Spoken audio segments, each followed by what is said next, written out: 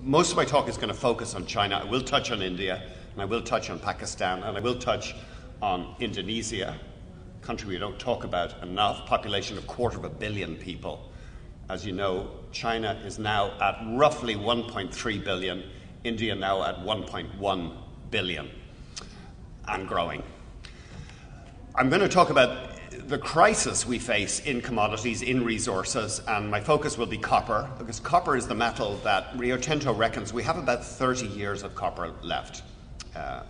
We may have 40 years of oil left. Of course, you can go down into lower and lower grade resources, which we're doing, but in the lithosphere, there's only so much metal. Unless we start drilling hundreds of kilometers below the Earth's surface, it's going to be very hard to get metal out, and it's getting harder and harder. So that's my theme. For you as investors, you really do have the wind at your back, because the world is running out of these metals, and even iron ore. Iron ore has broken out of a pattern it was in since the reign of Queen Victoria. We're going to be looking back to taking some long-range charts, courtesy of The Economist magazine, because of course they've been around since the late 19th century.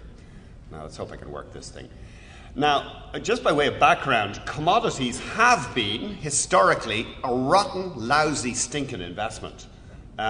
This is from The Economist. It goes back to the middle of the 19th century, and it's commodity prices in real dollars.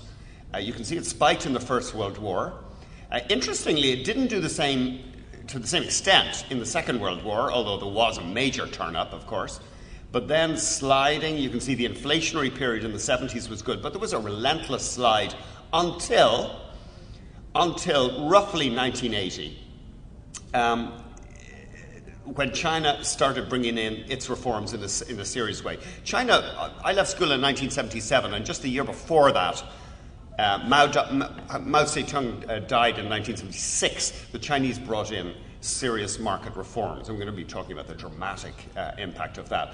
But you can see, since over the past decade, there's been a major turn-up in commodities. There's the dip in the 2008 recession, and there's the recovery in natural resource prices. So you can see there has been a long-term pattern whereby commodities were a terrible investment. We appear to have broken out of that historical trend, but of course we did before, during wars, etc. Here's the same chart. Actually, I just wanted to show you this quote from Dylan Grice. He's a fascinating analyst at Societe Generale. He says, innovation has lowered the cost of production. When you buy commodities, you're selling human ingenuity. Now, that's his take, because, of course, human beings have become better and better at producing commodities, cheaper, and also we produce more economic growth using less and less metals. So that's the main reason why commodities have dropped in price.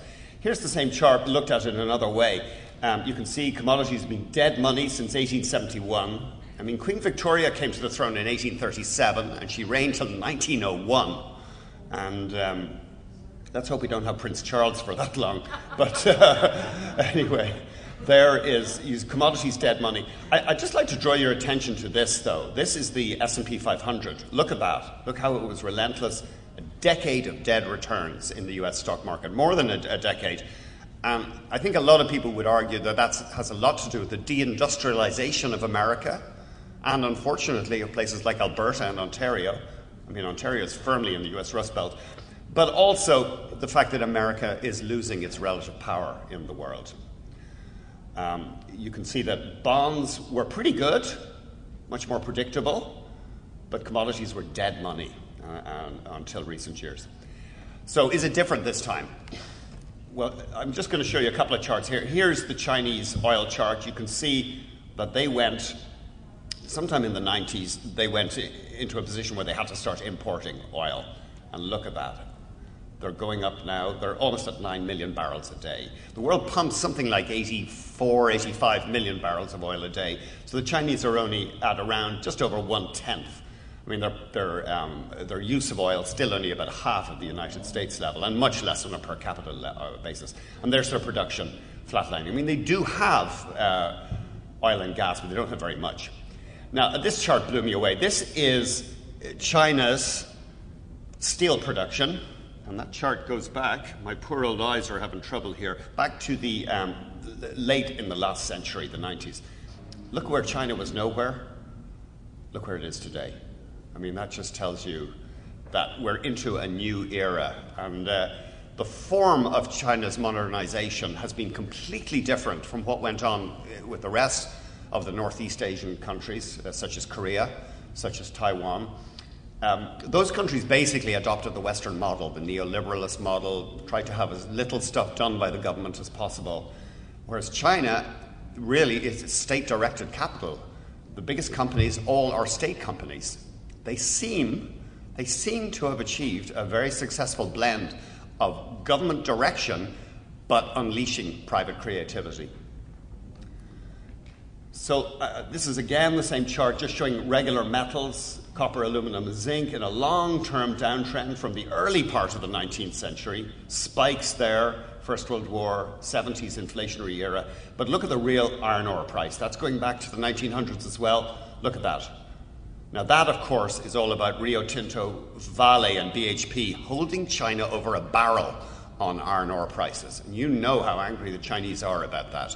They are frantically buying up resources in Africa, in Latin America, to secure their own supplies. They do not like what is happening because they need this steel. They're like junkies. They've got to have it, and junkies will pay whatever it takes.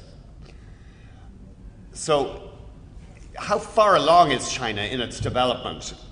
It really is still a developing country. Now, this shows the cost of minerals for each unit of economic output. And you can see China is still using an awful lot of minerals. The post-industrial economies, such as the United States, France, the United Kingdom, are using very, very little. But China is still using an awful lot, and they still an awful long way to go on this curve before they start having to use so much in the way of raw materials. You see the way China's total imports, about $1 in every $6 went for metals, just metals. Whereas in America, it was $1 in every $50. So China's a very different type of economy. Here is Professor Faruqi is an English prof. She's got a book coming out about Chinese resource nationalism. Her research is fascinating. I was talking to her before this. But she says, essentially, we've got this paradox. We've never seen this before, one of the world's largest economies also being a developing country. So it's very different what's happening now to what's happened throughout history.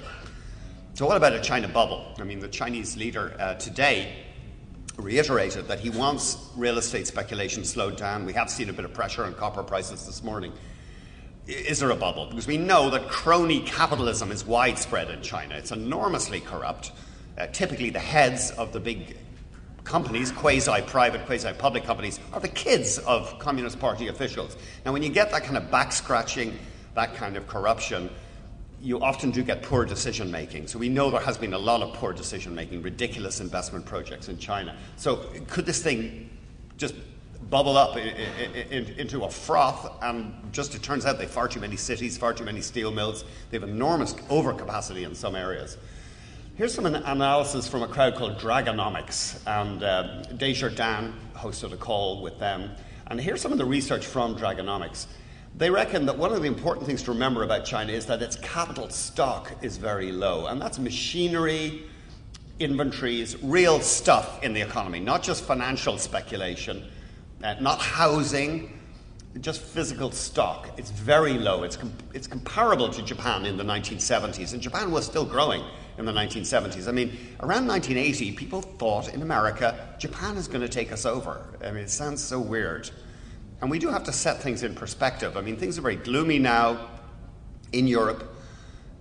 The US debt does seem to be spiraling out of control. But people have thought before, oh, the world's coming to an end. You remember Reagan? It's morning in America again.